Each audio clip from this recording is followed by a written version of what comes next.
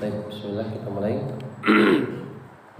Assalamualaikum warahmatullahi wabarakatuh. Waalaikumsalam warahmatullahi wabarakatuh. Alhamdulillah, alhamdulillahi ala ihsanihi wa syukru lahu ala taufiqihi wa amtinanih. Asyhadu an la ilaha illallah wahdahu la syarika lah ta'ziman li sya'nih. Wa ashhadu anna Muhammadan abduhu wa rasuluhu ad-da'i ila ridwanih. Jemaah kaum muslimin, salat subuh yang senantiasa dirahmati dan dimuliakan oleh Allah Subhanahu wa taala. Alhamdulillah, kembali pada kesempatan ini Allah Subhanahu wa taala masih memberikan kita nikmat yang begitu luar biasa. Allah Subhanahu wa taala masih menjaga kita di atas nikmat sehat. Demikian juga Allah Subhanahu wa taala masih menjaga kita di atas nikmat waktu luang. Dan juga yang paling penting dari semua nikmat itu adalah nikmat iman dan juga nikmat Islam. Karena ini yang paling penting dari semua nikmat tersebut. Karena ketika Allah Subhanahu wa taala menanamkan iman dalam hati seorang hamba, maka ibadah yang dilaksanakan oleh seorang hamba akan dimudahkan oleh Allah Subhanahu wa taala. Namun ketika iman itu dicabut oleh Allah Subhanahu wa taala dalam hatinya, semua ibadah itu tidak ada yang terasa nikmat. Ketika dia melakukan ibadah, semuanya terasa berat. Maka ini yang paling penting, kita syukuri nikmat Allah Subhanahu wa taala. Dan juga nikmat-nikmat Allah Subhanahu wa taala yang lainnya. Karena Allah Subhanahu wa taala telah menjadikan musuh yang nyata bagi manusia, yaitu syaitan. Yang Allah Subhanahu wa taala kabarkan dalam Al-Qur'an, mereka berjanji untuk menyesatkan umat manusia. Sebagaimana yang Allah Subhanahu wa taala sebutkan, la ughwiyannahum ajma'in. Syaitan berkata, berjanji kepada Allah Subhanahu wa taala, aku akan menyesatkan manusia seluruhnya, kata mereka. Kemudian para ulama menyebutkan cara syaitan yang pertama kali menyesatkan umat manusia di atas muka bumi ini adalah menjauhkan mereka dari jalan ilmu. Syaitan berusaha sedemikian rupa untuk menyesatkan manusia dari jalan ilmu. Ketika manusia telah mereka jauhkan dari ilmu, maka semua kemaksiatan akan terjadi. Ketika mereka tidak mengenal Allah Subhanahu wa taala, ketika mereka tidak mengenal hak-hak Allah Subhanahu wa taala, kewajiban-kewajiban yang harus mereka tunaikan kepada Allah, maka dengan sendirinya mereka akan jauh dari Allah Subhanahu wa taala. Ya, tidak merasa ada kewajiban dengan Allah. Salat subuh gampang ditinggalkan, salat-salat yang lain gampang dilalaikan, kewajiban-kewajiban yang lain gampang ditinggalkan karena sudah dijauhkan dari ilmu tadi. Maka seorang yang diselamatkan oleh Allah Subhanahu wa taala, maka mereka akan senantiasa bersungguh-sungguh untuk menjemput ilmu tersebut. Makanya kata Al-Imam Syafi'i, al-ilmu nurun wa nurullah la yu'ta lil ma'asi. Ilmu ini adalah cahaya, dan cahaya ini tidak akan diberikan kepada orang yang bermaksiat kepada Allah Subhanahu wa taala.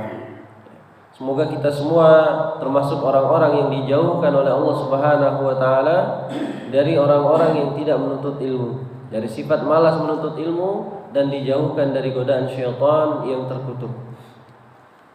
Baik jemaah yang dimuliakan Allah Subhanahu wa taala. Pada kesempatan ini kita akan membahas tentang satu tema yang sangat penting dan yang sangat agung di sisi Allah Subhanahu wa taala. Perintah pertama yang Allah Subhanahu wa taala berikan kepada seluruh manusia, yaitu adalah perintah bertauhid. Nah, pada kesempatan ini kita akan membahas hal-hal apa saja yang bisa merusak tauhidnya seorang hamba di sisi Allah Subhanahu wa taala. Sebelum kita masuk kepada pembahasan kita terhadap hal-hal yang bisa merusak tauhid, maka pastikan dulu kita telah mengenal apa itu tauhid. Ya. Tauhid adalah sebagaimana yang disebutkan oleh para ulama menjadikan hanya Allah Subhanahu wa taala satu-satunya zat yang berhak disembah. Menjadikan hanya Allah Subhanahu wa taala satu-satunya yang berhak untuk diibadahi. Berarti semua yang ada di atas muka bumi ini, seluruh makhluk yang ada di atas muka bumi ini tidak berhak untuk diberikan ibadah kepada mereka. Berarti ini adalah tauhid, perintah Allah Subhanahu wa taala yang sangat agung, yaitu menyeru manusia untuk senantiasa menjadikan hanya Allah Subhanahu wa taala satu-satunya yang berhak untuk diibadahi. Tidak memberikan ibadah kepada selain Allah, kepada makhluk, kepada malaikat, kepada nabi dan rasul. Berarti hanya memberikan ibadah itu kepada Allah Subhanahu wa taala. Ya.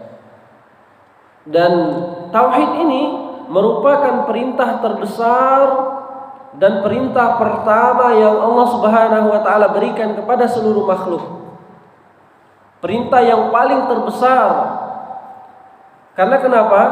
Semua ibadah yang Allah Subhanahu wa taala perintahkan, salat, puasa, haji, zakat dan ibadah-ibadah yang lainnya tidak akan diterima oleh Allah Subhanahu wa taala sampai tauhidnya kepada Allah Subhanahu wa taala benar. Berarti tidak ada pengaruhnya ibadah-ibadah yang lain kalau tauhidnya itu belum benar di hadapan Allah Subhanahu wa taala. Ya. Sebagaimana yang Allah Subhanahu wa taala sebutkan dalam surat An-Nisa ayat ke-36. Allah Subhanahu wa taala mengatakan, "Wa'budullaha wa la tusyriku bihi syai'a." Perintah Allah yang pertama dan yang terbesar sebelum perintah-perintah yang lainnya, Allah mengatakan, sembahlah Allah Subhanahu wa taala dan jangan menyekutukan Allah Subhanahu wa taala dengan sesuatu apapun. Subhanallah, perintah yang terbesar sebelum perintah-perintah yang lain, karena ada lagi perintah setelah ini.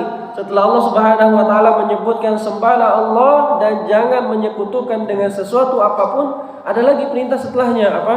Kemudian perintah taat kepada kedua orang tua, kemudian perintah taat kepada Rasul, kemudian perintah untuk menegakkan agama Allah Subhanahu wa taala. Tapi perintah yang paling terbesar yang Allah Subhanahu wa taala sebutkan adalah menegakkan tauhid. Apa itu? Menyembah hanya kepada Allah Subhanahu wa taala. Ya. Begitu juga dengan Allah Subhanahu wa taala menyebutkan dalam surat Al-Isra ayat ke-23. Kata Allah Subhanahu wa taala, "Wa qadha rabbuka alla ta'budu illa iyyahu." Kata Allah Subhanahu wa taala, sungguh Allah telah memerintahkan untuk menyembah hanya kepada Allah Subhanahu wa taala. Kemudian datang perintah setelahnya, "Wa bil walidaini ihsana." Dan berbuat baik kepada kedua orang tua. Artinya perintah terbesar yang Allah Subhanahu wa taala serukan kepada manusia adalah menegakkan tauhid, menyembah hanya kepada Allah Subhanahu wa taala satu-satunya zat yang berhak untuk kita berikan ibadah kepada Allah Subhanahu wa taala. Ya. Dan di ayat yang selanjutnya kata Allah Subhanahu wa taala, "Qul ta'alu," di antara wasiat Allah Subhanahu wa taala yang 10 yang kita kenal dengan 10 wasiat Allah Subhanahu wa taala. Isi yang paling pertama, perintah Allah Subhanahu wa taala yang paling pertama adalah apa? Menegakkan tauhid. Iya. Kata Allah Subhanahu wa taala dalam surat Al-An'am ayat 151. Ini 10 wasiat Allah. Yang terkandung yang paling pertama Allah perintahkan adalah perintah untuk menegakkan tauhid. Bagaimana dia bisa memberikan ibadah hanya kepada Allah Subhanahu wa taala. Kata Allah Subhanahu wa taala, "Qul ta'alu," bacakanlah, "atlu ma harrama rabbukum 'alaikum." Kemudian kata Allah Subhanahu wa taala, apa saja yang Allah Subhanahu wa taala haramkan kepada kalian. Kata Allah Subhanahu wa taala yang pertama, "alla tusyriku bihi syai'a." tidak menyembah kepada tidak menyembah kepada selain Allah Subhanahu wa taala. Ya. Tidak memberikan ibadahnya kepada selain Allah Subhanahu wa taala, tidak menyekutukan Allah dengan sesuatu apapun. Nah, sesuatu apapun di sini kata para ulama bentuknya umum. Ya, bisa jadi disekutukan dengan makhluk, bulan, bintang, atau bisa jadi Allah Subhanahu wa taala disekutukan dengan malaikat, bisa jadi Allah Subhanahu wa taala disekutukan dengan nabi dan rasul dan lain sebagainya. Maka tidak boleh menyekutukan Allah Subhanahu wa taala dengan sesuatu apapun itu. Ya. Kemudian di antara perintah Allah Subhanahu wa taala sangat banyak sekali. Yang di antaranya kata Allah Subhanahu wa taala dalam surat Az-Zariyat ayat ke-56, "Wa ma khalaqtul jinna wal insa illa liya'budun." Tidaklah aku menciptakan jin dan manusia melainkan untuk beribadah kepadaku.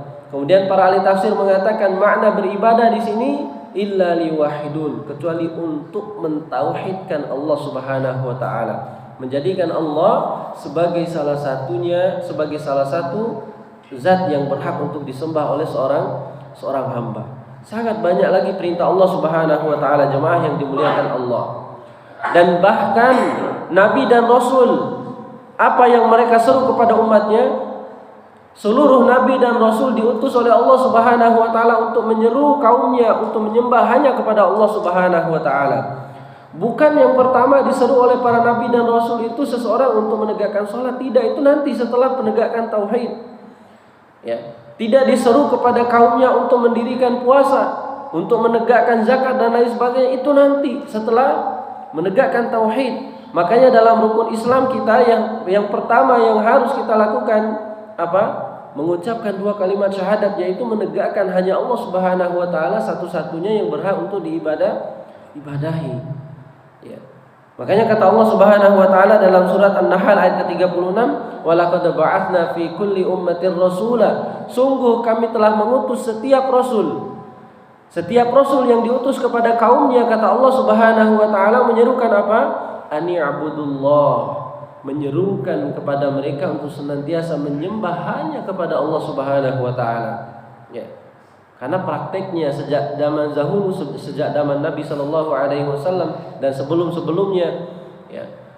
Dan bahkan penyimpangan pertama yang terjadi di zaman Nabi Nuh alaihi salam menjadikan sesembahan kepada selain Allah. Makanya kenapa Allah Subhanahu wa taala menekankan hal itu? Karena efeknya luar biasa di hadapan Allah Subhanahu wa taala. Ya. Nah, apa dampak daripada orang yang menyembah kepada selain Allah Subhanahu wa taala? Ya. Efek yang pertama, semua ibadah yang dilakukan oleh seorang hamba tidak bernilai apa-apa di sisi Allah Subhanahu wa taala kalau dia masih menyembah kepada selain Allah, masih berharap kepada selain Allah, masih menjadikan sekutu bagi Allah Subhanahu wa taala. Semua ibadah yang dia lakukan tidak bernilai apa-apa di sisi Allah. Walaupun dia melakukan haji ratusan kali, dia banyak uang, kemudian dia haji berkali-kali hajinya, maka tidak bernilai apa-apa di sisi Allah. Karena apa? Syarat utama diterimanya ibadah itu adalah bagaimana dia memberikan ibadah hanya kepada Allah, atau dengan kata lain ikhlas. Yeah. Maka berkata Syekh Muhammad At-Tamimi dalam kitab beliau Qawaidul Arba', beliau mengatakan seperti ini, ya. Wa'lam annal ibadata la tusamma ibadatan illa ma'at tauhid. Ketahuilah, ya, bahwasanya ibadah itu tidak disebut ibadah kecuali bersamaan dengan tauhid. Bersamaan dengan tauhid. Apa maksudnya? Tidak disebutkan ibadah kecuali dia sudah memberikan ibadahnya hanya kepada Allah Subhanahu wa taala. Kemudian beliau memberikan permisalan. Kata beliau, kama anna sholata la tusamma sholatan ma'a taharah. Seperti salat tidak dinamakan salat, tidak dinamakan ibadah salat kecuali dia sudah melakukan taharah atau berwudu. Orang yang salat tanpa melakukan wudu, tanpa bersuci dari hadasnya, maka tidak ada nilainya di hadapan Allah Subhanahu wa taala. Nah, tauhid adalah kunci ibadah. Bagaimana dia menegakkan tauhid kepada Allah Subhanahu wa taala sehingga amalan-amalan yang lainnya bisa diterima oleh Allah Subhanahu wa taala. Ini sangat penting. Bagaimana kita melakukan ibadah setiap harinya, tetapi bersamaan dengan itu ibadah kita tidak diterima oleh Allah Subhanahu wa taala. Maka ini yang harus kita jaga jemaah yang dimuliakan Allah. Belum lagi kata Allah Subhanahu wa taala ya, dalam Al-Qur'an surat Az-Zumar ayat ke-65. Kata Allah Subhanahu wa taala, "Wa laqad uhiya ilaika wa ilal ladzina min qablik."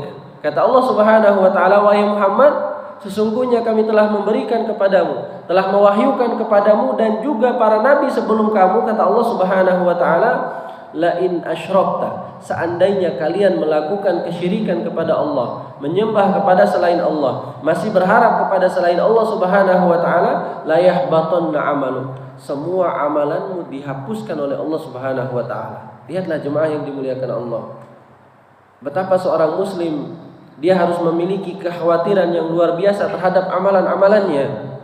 Seorang muslim harus memiliki kecemburuan terhadap amalan-amalannya. Bagaimana dia mengerjakan setiap hari amalan soleh, bersamaan dengan itu dia masih memberikan ibadahnya kepada selain Allah. Maka kata Allah, la yahbatanna amaluk, semua amalan mereka dihapuskan oleh Allah Subhanahu wa taala.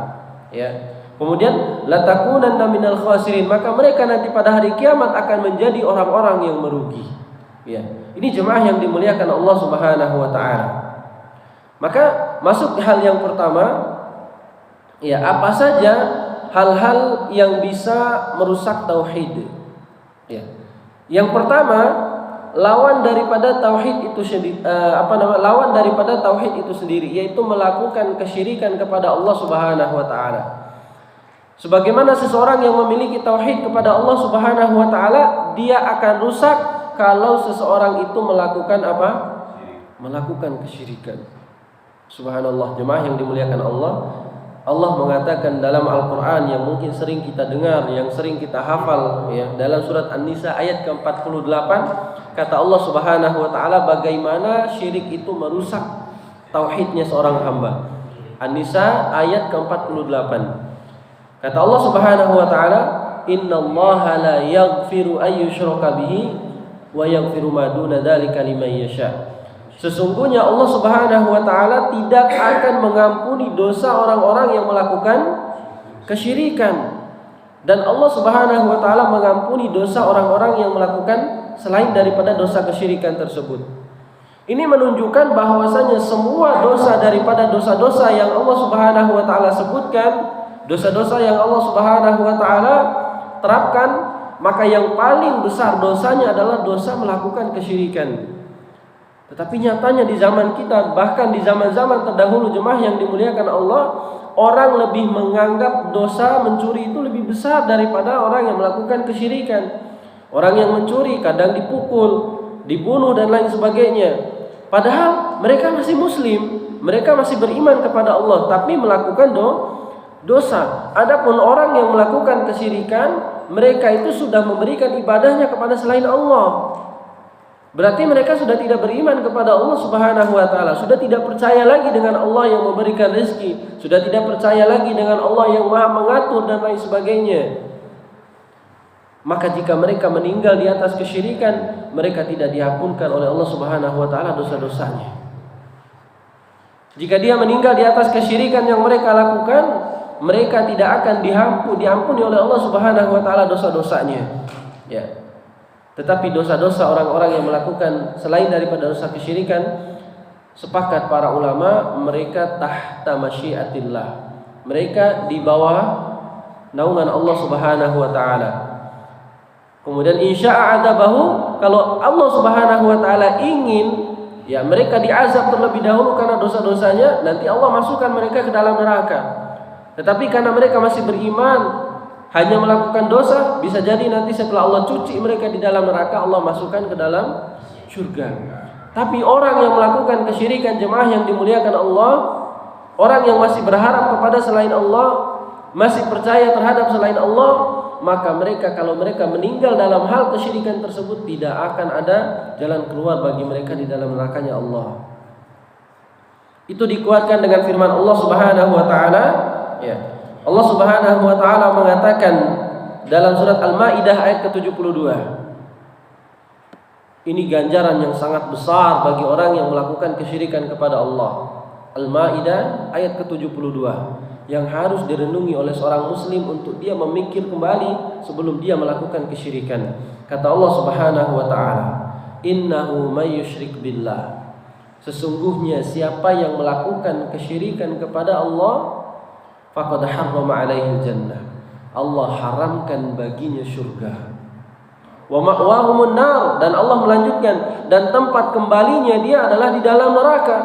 Wa ma lidh-dhalimin min ansar. Tidaklah bagi orang-orang yang zalim yang melakukan kesyirikan itu penolong bagi mereka di akhirat kelak. Subhanallah. Kalau Allah Subhanahu wa taala sudah mengharamkan neraka, kemana kita akan pergi? Ketika Allah Subhanahu wa taala sudah mengharamkan surga kepada seorang hamba, maka tempat kembalinya tidak lain dan tiada bukan adalah di nerakanya Allah Subhanahu wa taala. Maka seorang muslim wajib bagi dia memiliki kecemburuan dalam hatinya untuk tidak melakukan kesyirikan sekecil apapun. Ya. Makanya sebagaimana para ulama menyebutkan tentang kesyirikan itu terbagi menjadi dua. Ada kesyirikan yang besar, ada kesyirikan yang kecil.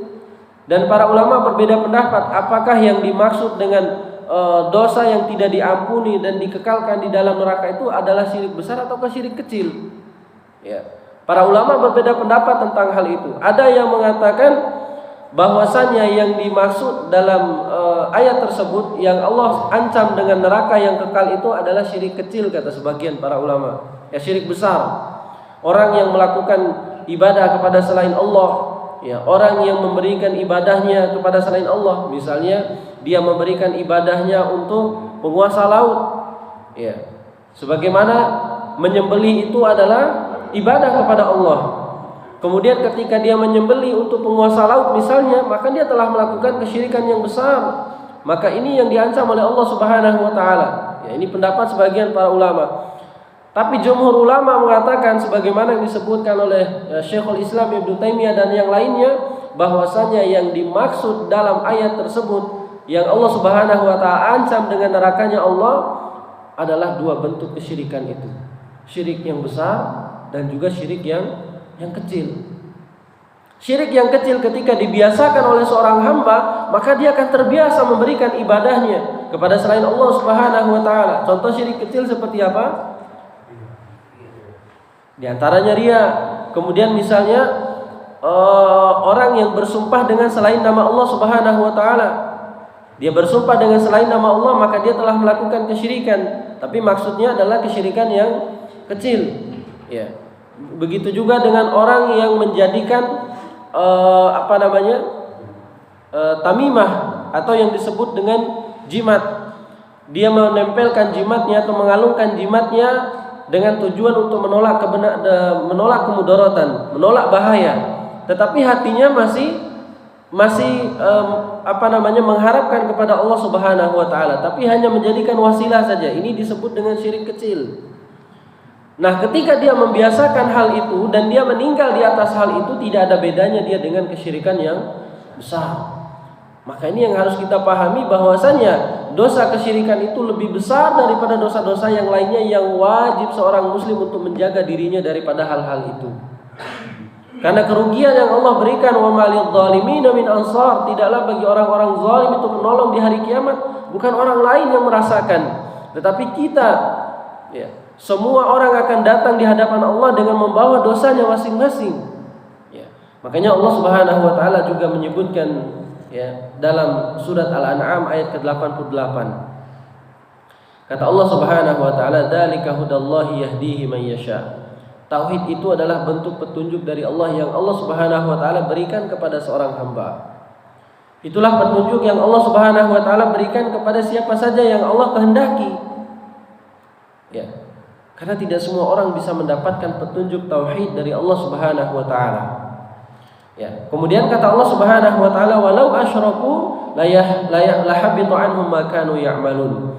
Ketika mereka melakukan kesyirikan kepada Allah, batallah tauhid mereka. Kemudian kata Allah Subhanahu wa taala, semua amalan mereka dihapuskan oleh Allah Subhanahu wa taala. Banyak sekali ancaman dari Allah Subhanahu wa taala, jemaah yang dimuliakan Allah. Ancaman yang begitu banyak ini, maka hendaklah membuat seorang muslim memiliki rasa ketakutan kepada Allah Subhanahu wa taala untuk melakukan dosa-dosa tersebut. Lalu bagaimana cara kita membedakan Ya, bagaimana cara kita membedakan bahwasannya mana amalan yang melakukan yang bentuknya kesyirikan, yang bentuknya bukan kesyirikan. Maka yang harus kita pahami terlebih dahulu adalah 3 bentuk daripada tauhid kepada Allah Subhanahu wa taala. Ya. Para ulama membagi tauhid ini supaya memudahkan kita untuk memahami daripada hakikat tauhid tersebut. Apa bentuk tauhid yang pertama? Ya, tauhid rububiyahnya Allah Subhanahu wa taala. Apa yang dimaksud dengan rububiyah? Adalah mengesahkan Allah, mengagungkan Allah Subhanahu wa taala terhadap hal-hal yang khusus bagi Allah Subhanahu wa taala. Hal-hal yang khusus bagi Allah seperti apa? Allah mencipta, memberikan rezeki, kemudian menurunkan hujan, mengatur seluruh alam semesta. Ini adalah hal yang khusus bagi Allah Subhanahu wa taala. Ketika ada seorang hamba yang mengaku bahwasanya dia melakukan hal-hal yang khusus bagi Allah, maka dia telah melakukan kesyirikan yang besar. Orang yang melakukan dan orang yang membenarkan bagi mereka sama. Sama seperti Allah Subhanahu wa taala mengatakan alimul ghaib, bahwasanya hanya Allah Subhanahu wa taala yang mengetahui tentang perkara ghaib. La yudhiru ala ghaibihi ahada. Allah tidak memberitahukan perkara ghaibnya kepada siapapun di atas dunia ini. Bahkan nabi, bahkan para malaikat tidak Allah beritahukan tentang perkara ghaib. Mana buktinya? Ketika Nabi SAW ditanya oleh para sahabat, ya, ditanya oleh ditanya oleh malaikat Jibril. Datang malaikat Jibril bertanya kepada Nabi SAW, ya Muhammad, ya, mata sa'ah, wahai Muhammad, kapan kiamat terjadi? Karena Nabi SAW tidak mengetahui tentang ilmu tentang kiamat, maka dia menjawab, mal mas'ulu anha bi'alama minas sa'il. Yang bertanya itu lebih tahu daripada yang ditanya. Ya, ini menunjukkan malaikat Jibril, Nabi Muhammad tidak tahu tentang perkara yang gaib sampai Allah memberitahukan kepada mereka. Nah, berarti kalau ada seorang hamba yang mengakui dia bisa mengetahui tentang perkara gaib, maka dia telah melanggar atau telah menjadikan dirinya sebagai apa? Mengaku dirinya sebagai bisa menandingi kekuatan Allah Subhanahu wa taala, yang itu adalah kekhususan bagi Allah. Ada seorang, saya bisa mengetahui masa depan misalnya. Kemudian ada seorang, dia membenarkan apa yang dikatakan oleh orang tersebut. Orang yang melakukan, orang yang membenarkan sama-sama posisinya. Dia melakukan kesyirikan yang besar. Ya. Jelas ya jemaah? Jadi kalau ada orang yang mengetahui tentang perkara gaib, dia mengaku, saya tahu kapan kiamat terjadi. Kiamat misalnya 2030 misalnya. Dia sudah menetapkan hari datangnya kiamat. Siapa dia? Bahkan Nabi kita SAW, saya tidak tahu. Maka dia telah melakukan kesyirikan yang besar. Kemudian ada contoh lagi, misalnya seperti kemarin, ada seorang yang mengaku bisa menurunkan hujan, bisa menahan hujan tidak turun dan lain sebagainya. Dan tidak sedikit orang yang membenarkan. Karena kenapa? Kurangnya pemahaman mereka tentang tauhid. Orang yang melakukan, orang yang membenarkan posisinya sama. Mereka melakukan dosa besar di hadapan Allah Subhanahu wa taala. Kata dia, saya memegang remote langit, bisa menurunkan hujan kapan saja, bisa memberhentikan hujan kapan saja. Sangat banyak sekali orang yang membenarkan, oh iya dia mampu melakukannya. Padahal itu adalah hal yang khusus bagi Allah Subhanahu wa taala.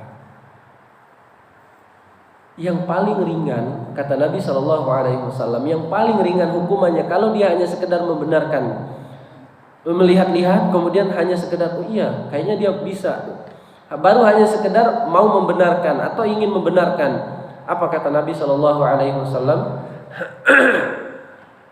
Man ataka hinan, ya, au arrafan fasaddaqa bihi bima yaqul la yaqbalullahu salatahu 40 yauma.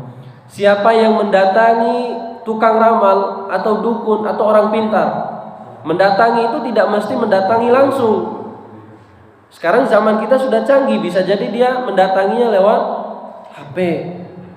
Lalu kata Nabi SAW, kemudian dia membenarkan apa yang dikatakan oleh orang tersebut. Minimalnya hukuman yang dia dapatkan, kata Nabi SAW, la yaqbalullahu salatahu 40 yauma. Salatnya tidak diterima oleh Allah selama 40 hari. Kita sholat 1 hari aja jemaah yang dimuliakan Allah, apakah kita yakin sholat kita diterima? Itu baru mau hanya sekedar kita membenarkan. Saking bahayanya tauhid kesyirikan tersebut. Ya.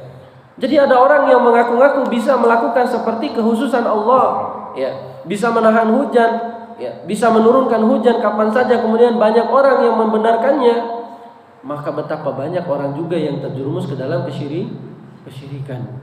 Ya, ini jemaah yang dimuliakan Allah Subhanahu wa taala, pentingnya bagaimana penanaman tauhid terhadap diri kita supaya bisa kita terbebaskan dan tidak terjerumus ke dalam hal-hal yang mengandung kesyirikan tersebut. Itu yang pertama, mengetahui tentang rububiyahnya Allah atau hal yang khusus bagi Allah. Kalau ada seorang makhluk yang mengaku bisa mengetahui tentang perkara ghaib, bisa melakukan hal-hal yang seperti Allah Subhanahu wa taala lakukan, maka ketahuilah itu adalah kesyirikan yang besar. Kemudian yang kedua, jemaah yang dimuliakan Allah Subhanahu wa taala, apa bentuk tauhid yang kedua? Uluhiyah, atau disebut juga dengan tauhid ibadah. Semua ibadah yang kita lakukan itu diantara bentuk tauhidnya kita kepada Allah, namanya tauhid uluhiyah. Salat kita berikan berarti kepada Allah Subhanahu wa taala. Puasa berarti kita berikan kepada Allah Subhanahu wa taala. Semua ibadah yang dilakukan oleh seorang hamba, maka wajib dia serahkan ibadahnya kepada Allah Subhanahu wa taala. Ya. Kalau ada seorang hamba yang menyerahkan ibadahnya kepada selain Allah, maka disitulah dia melakukan atau terjerumus ke dalam kesyirikan. Contoh misalnya ibadah sholat yang wajibnya dia serahkan kepada Allah. Ada seseorang yang sholat misalnya untuk mendapatkan kekuatan, ya, dia bertapa selama 7 hari dan sholatnya harus dilakukan 1000 kali misalnya. Berarti sholat yang dia lakukan bukan untuk Allah Subhanahu wa taala, melainkan untuk mendapatkan kesaktian. Nah, setiap ibadah yang diserahkan kepada selain Allah, maka ketahuilah dia telah melakukan kesyirikan yang dosanya tidak akan diampuni oleh Allah. Bahkan dalam surat Al-Bayyinah yang sering kita hafal, yang sering kita dengar, Allah sebutkan apa? Innal ladzina kafaru min ahlil kitab, sesungguhnya orang-orang yang kufur dari kalangan ahli kitab, wal musyrikin, dan orang-orang yang melakukan kesyirikan, apa ancaman Allah? Fi nari jahannam khalidina fiha. Subhanallah, dia akan dimasukkan oleh Allah Subhanahu wa taala ke dalam neraka jahanam, kemudian tidak sampai di situ. Setelah dimasukkan, kata Allah, khalidina fiha, dia akan kekal di dalam nerakanya Allah Subhanahu wa taala. Jemaah yang dimuliakan Allah Subhanahu wa taala, ini adalah dosa yang manusia menganggap remeh pada zaman ini.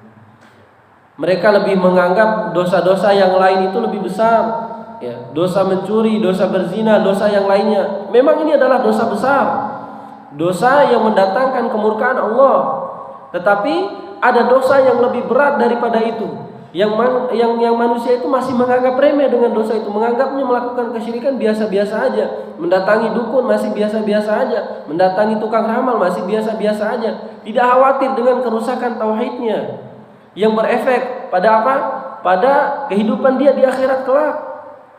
Dan dosa ini adalah yang mengantarkan manusia atau mengantarkan seorang hamba ketika dia melakukannya, maka dia akan diberikan ancaman oleh Allah Subhanahu wa taala dengan kekal di dalam neraka tadi.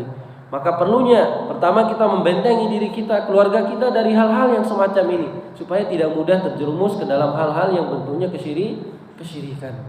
Ya. Ini jemaah yang dimuliakan Allah Subhanahu wa taala. Kemudian jemaah yang dimuliakan Allah Subhanahu wa taala, juga Allah Subhanahu wa taala, ya, menyebutkan orang yang melakukan kesyirikan kepada Allah Subhanahu wa taala, maka mereka diberikan oleh Allah Subhanahu wa taala ganjaran yang begitu besar di akhirat, yaitu diberikan oleh Allah Subhanahu wa taala dengan ancaman neraka yang mereka kekal di dalamnya.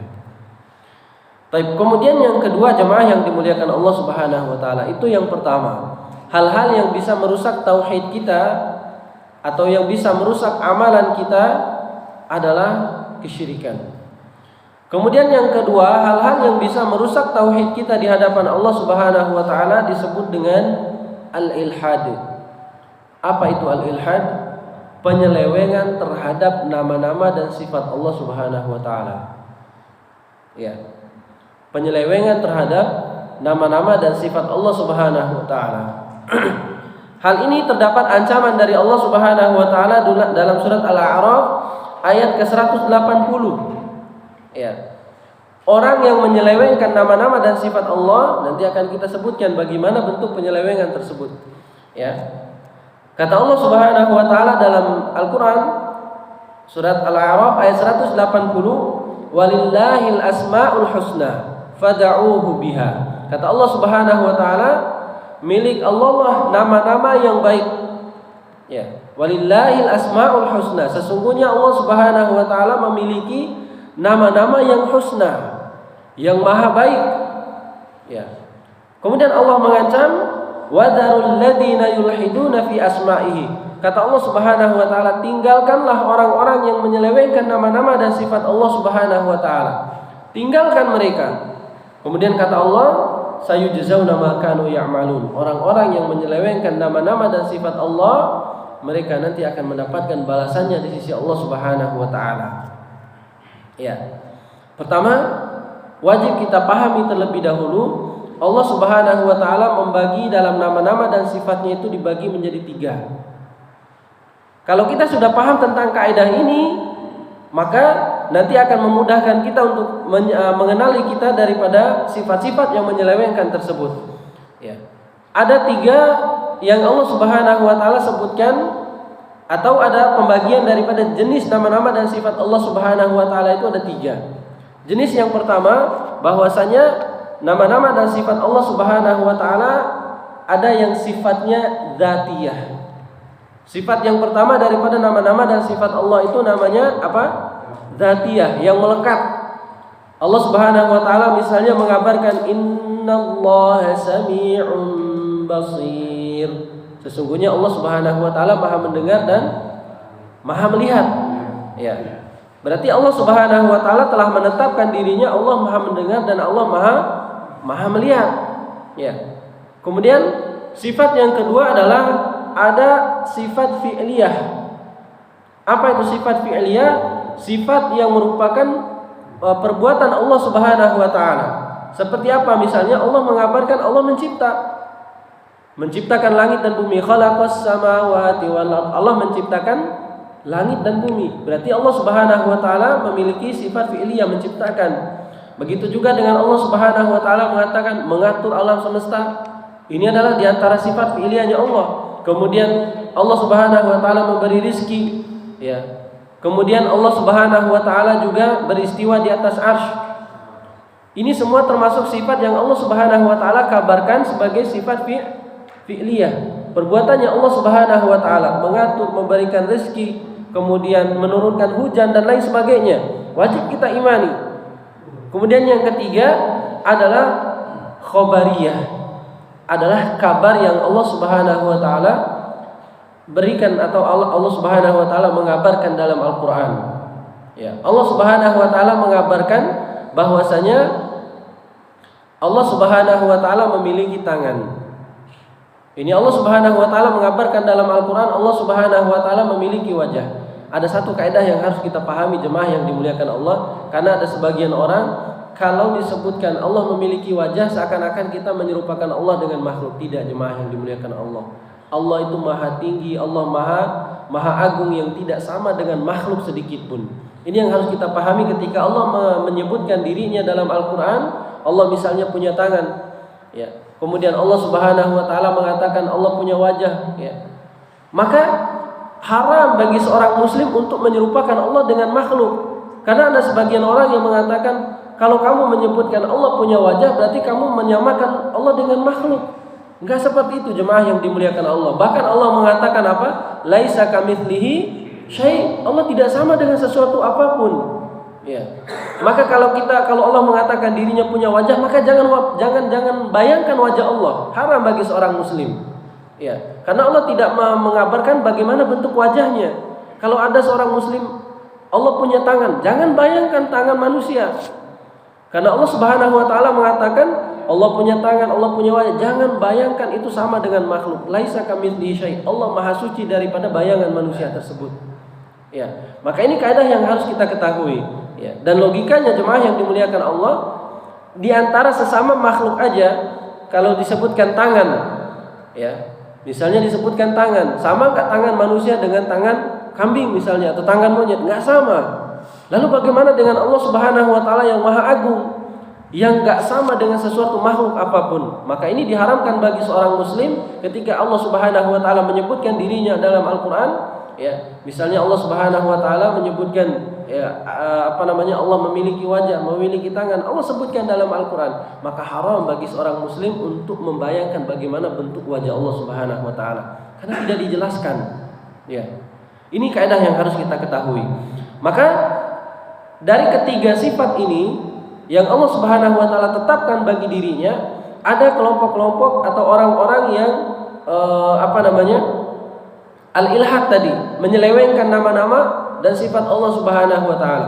Kelompok yang pertama mengatakan mengingkari nama-nama dan sifat Allah Subhanahu wa taala dan hukum-hukum yang terkandung dalam nama tersebut, ya. Misalnya ketika Allah Subhanahu wa taala mengatakan sesungguhnya Allah Subhanahu wa taala Maha melihat dan Maha mendengar. Kemudian sebagian orang, itu bukan pendengaran hakiki misalnya. Ya, itu hanya pendengaran yang biasa-biasa aja misalnya. Nah, ini dia telah menyelewengkan nama-nama dan sifat Allah Subhanahu wa taala. Maka ada kaidah, setiap nama-nama dan sifat Allah Subhanahu wa taala, setiap nama itu mengandung sifat Allah Subhanahu wa taala, ya. Kemudian yang kedua bentuk penyelewengan adalah menjadikan nama-nama dan sifat Allah Subhanahu wa taala serupa dengan makhluk. Ini yang tadi kita bahas. Tidak boleh menyamakan sedikit pun nama-nama dan sifat Allah dengan makhluknya yang ada di atas dunia ini. Kalau sampai dia menyerupakan, maka dia telah merusak tauhidnya. Karena Allah Subhanahu wa taala tidak sama dengan sesuatu apapun, ya. Maka jangan kita bayangkan Allah itu bagaimana. Haram bagi seorang muslim membayangkan, ya, bagaimana, apakah Allah Subhanahu wa taala itu punya sifat mati, ya. Kemudian siapa yang hidup sebelum Allah? Ini mulai seseorang itu membayangkan yang di luar daripada konteks tauhid tersebut. Siapa yang hidup sebelum Allah? Bagaimana Allah menciptakan langit dan bumi? Siapa yang nanti kekal setelah hari kiamat dan lain sebagainya? Dia mulai mempertanyakan keadaan Allah. Ini haram bagi seorang muslim, jemaah, ya. Kemudian juga menetapkan nama-nama yang tidak ditetapkan. Menetapkan nama-nama kepada Allah yang tidak ditetapkan Allah Subhanahu wa taala. Karena dalam menetapkan nama-nama dan sifat Allah itu sifatnya tauqifi.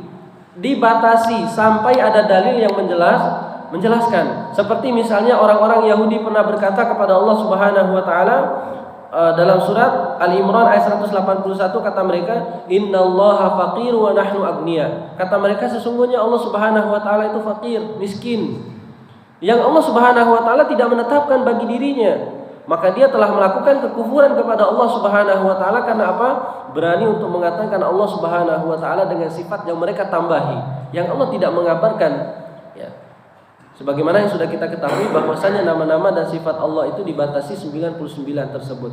Maka kalau ada orang yang menambah dari sifat yang Allah Subhanahu wa taala tidak tetapkan, maka dia telah melakukan kesyirikan kepada Allah Subhanahu wa taala dan membatalkan tauhidnya karena berani menuduh Allah Subhanahu wa taala dengan sifat tercela. Baik, mungkin ini jemaah yang dimuliakan Allah, apa yang bisa kita sampaikan pada kesempatan ini. Yang pertama tadi, hal-hal yang bisa merusak tauhid kita kepada Allah adalah melakukan kesyirikan. Maka wajib bagi seorang muslim untuk menjaga dirinya dari dosa-dosa yang besar ini. Dan yang kedua, menyelewengkan nama-nama dan sifat Allah. Walillahil asmaul husna fad'uhu biha. Milik Allah Subhanahu wa taala. Allah memiliki nama-nama dan sifat yang baik, nama-nama yang baik, fad'uhu biha. Maka berdoalah dengan nama-nama dan sifat Allah Subhanahu wa taala yang Allah Subhanahu wa taala kabarkan tersebut. Baik, barangkali ada yang mau ditanyakan?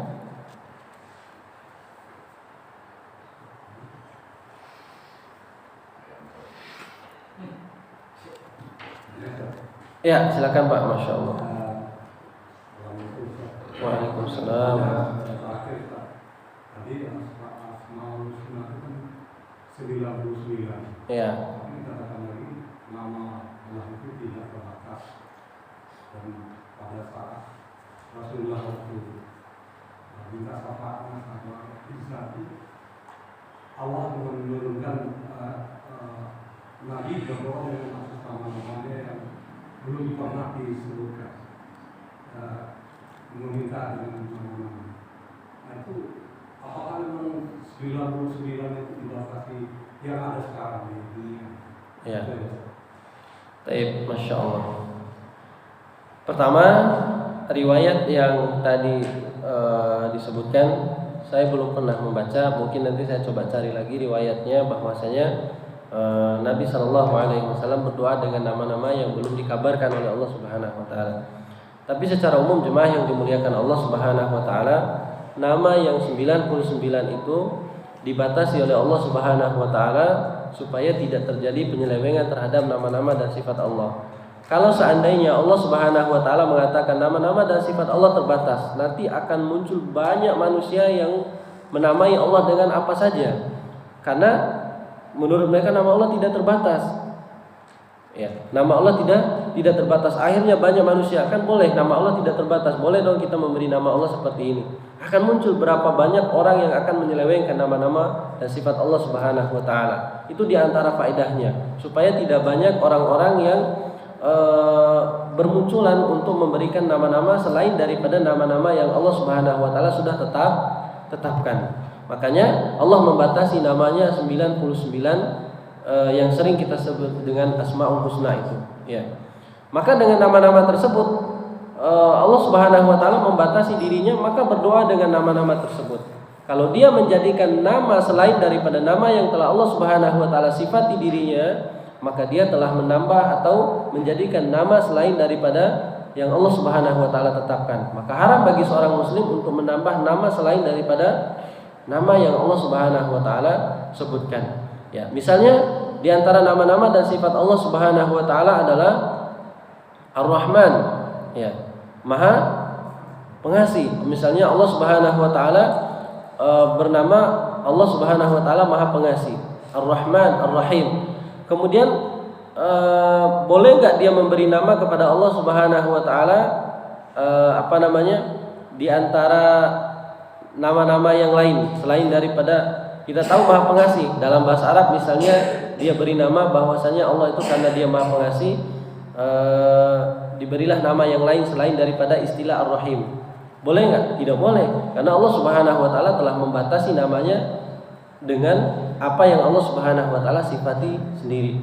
Kemudian misalnya Allah Subhanahu Wa Taala punya nama-nama dan sifat Al-Hayy, misalnya Allah Subhanahu Wa Taala Maha Hidup. Ya, boleh nggak seorang hamba misalnya memberi nama Al-Mauta, Allah Maha Mati? Nggak boleh. Iya, jangan sampai ada yang berdalilkan nama Allah tidak terbatas. Ya, ini namanya telah menjadikan kedurhakaan kepada Allah. Ini sifat tercela yang orang Yahudi contohkan. Karena orang Yahudi itu telah lancang memberi nama kepada Allah Subhanahu Wa Taala dengan nama-nama tercela, sebagaimana yang disebutkan tadi dalam surat Ali Imran ayat 181. Mereka berani mengatakan innallaha faqiru wa nahnu agniya. Sesungguhnya Allah itu fakir, miskin. Padahal hakikatnya Allah Subhanahu Wa Taala adalah apa? Al-Ghani, Allah Maha Kaya. Ya. Maka ketika seseorang berani atau lancang dengan menyelewengkan nama-nama dan sifat Allah, maka ini adalah kedurhakaan yang terbesar. Karena Allah Subhanahu Wa Taala mengatakan laisa kamitslihi syai'. Ya, Allah tidak sama dengan sesuatu apapun. Allah Maha Suci. Ya, tidak boleh seorang hamba menyelewengkan nama-nama dan sifat Allah tadi. Nah, itu diantara faedahnya supaya tidak banyak orang yang membuat-buat nama-nama dan sifat Allah, makanya dibatasi 99 tersebut. Baik, ada lagi? Ya. Waalaikumsalam.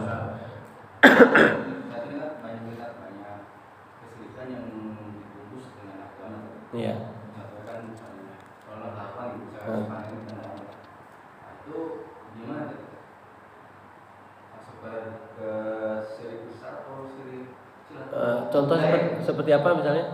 Misalkan melarang ke Apa itu? Larangan dari jauh itu larangan ke laut. Oh, laut. Ya. Kita bersyukur pada puasa. Ya. Ya. Ya. Ya. Nah, itu dia kenapa Allah Subhanahu Wa Taala menyebutkan syirik itu sebagai dosa terbesar.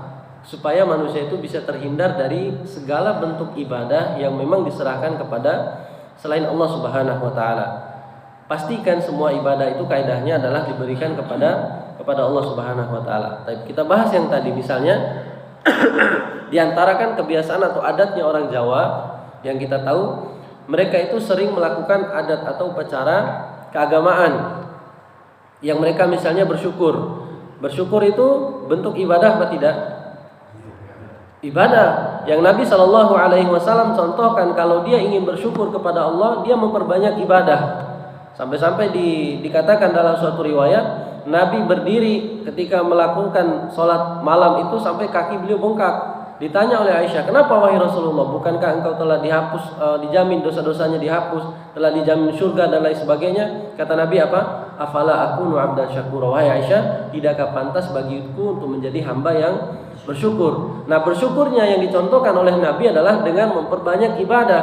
Ya, bisa juga dengan memperbanyak sedekah dan lain sebagainya. Nah, kemudian misalnya bersyukurnya dialihkan menjadi sedekah laut, sedekah gunung dan lain sebagainya. Ya, judulnya sih sedekah gitu. Ya, tapi dalam prakteknya sedekahnya diberikan kepada selain Allah Subhanahu wa taala, diberikan ke penguasa laut. Apa untungnya diberikan kepada penguasa laut? Sedangkan penguasa laut juga ya mereka di bawah pengaturan Allah Subhanahu wa taala juga. Kenapa tidak minta langsung kepada Allah? Katanya biar lebih cepat. Ya, berarti dia tidak percaya sama Allah berarti. Begitu. Agar misalnya kenapa sedekah gunung? Agar gunung ini enggak ngamuk, nanti enggak meletus dan lain sebagainya. Akhirnya diberikanlah sesajen dan lain sebagainya. Berarti dia tidak percaya kepada Allah. Kalau Allah Subhanahu wa taala pada saat itu juga, pada saat mereka minta Allah hancurkan gunungnya, mampu Allah. Maka wajib bagi seorang muslim dia langsung meminta kepada Allah. Inilah yang Allah Subhanahu wa taala sebutkan sebagai orang-orang yang senantiasa melakukan kesyirikan tadi, tidak memberikan ibadahnya kepada Allah Subhanahu wa taala. Kalau mereka menjadikan perantara ibadahnya dengan Allah, maka hakikatnya mereka tidak membenarkan atau tidak percaya dengan Allah Subhanahu wa taala. Makanya ketika mereka melakukan ibadah-ibadah seperti itu, ya mereka telah melakukan kesyirikan. Maka kewajiban bagi orang yang mengetahui menasihati. Kemudian setelah mereka menasihati, maka tidak ada kewajiban lagi bagi kita atau gugur dosa-dosa kita. Sebagaimana Nabi Shallallahu Alaihi Wasallam ketika awal-awal dakwah beliau kan begitu.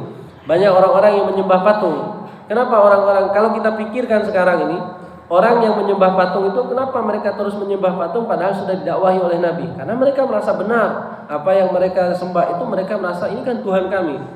Nah, begitu juga ketika kita berdakwah misalnya atau memberitahukan kepada orang lain, maka hendaklah dilakukan dengan lemah lembut.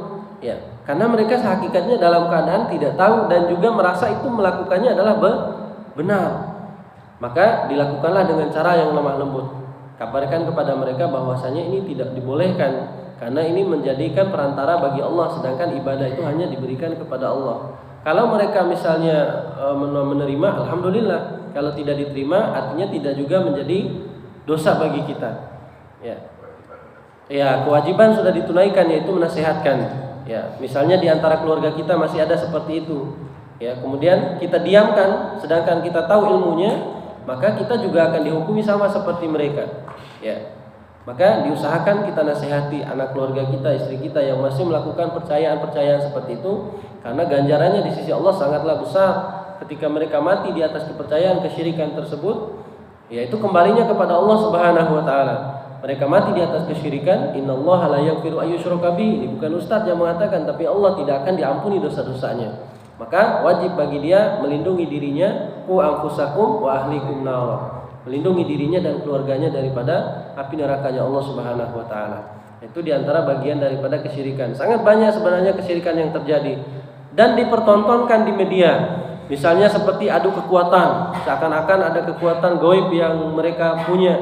Ya, yang satu dorong pakai kekuatan, yang satunya mental dan lain sebagainya. Ya, ini adalah pertontonan yang merusak daripada tauhidnya orang-orang. Jadi sehingga apalagi membenarkan, oh iya dia memiliki kekuatan begitu dan lain sebagainya, subhanallah. Ya, Nabi saja tidak memiliki kekuatan seperti itu. Kalau Nabi punya kekuatan, musuhnya akan didorong semua sama Nabi dalam perang itu. Ya. Tapi ketika Nabi berperang, Nabi juga berdarah, terluka, artinya tidak memiliki kekuatan apa-apa. Maka sungguh aneh kalau ada orang yang bukan nabi, bukan orang soleh mengaku-ngaku punya kekuatan dan lain sebagainya. Ya. Makanya dalam surat Al-Baqarah itu disebutkan wattaba'u ma tatlu syayatinu ala mulki Sulaiman. Setan-setan yang atau jin-jin yang dulu pernah berkhidmat kepada Nabi Sulaiman, mereka akan nanti mengajarkan kepada manusia ilmu-ilmu yang menyesatkan mereka.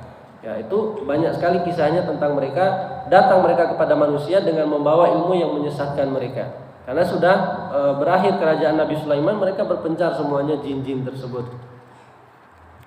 Ya, akhirnya membuat kesesatan kepada manusia. Diajarkanlah ilmu-ilmu kebal, diajarkanlah ilmu-ilmu pelet dan lain sebagainya. Ya, itu kita bisa baca surat Al-Baqarah itu wattaba'u ma tatlu syayatinu ala mulki Sulaiman. Apa saja bentuk usaha syaitan untuk menyerumuskan manusia terhadap kesesatan, diajarilah mereka ilmu-ilmu kebal, ilmu yang bisa memisahkan suami istri, pelet dan lain sebagainya.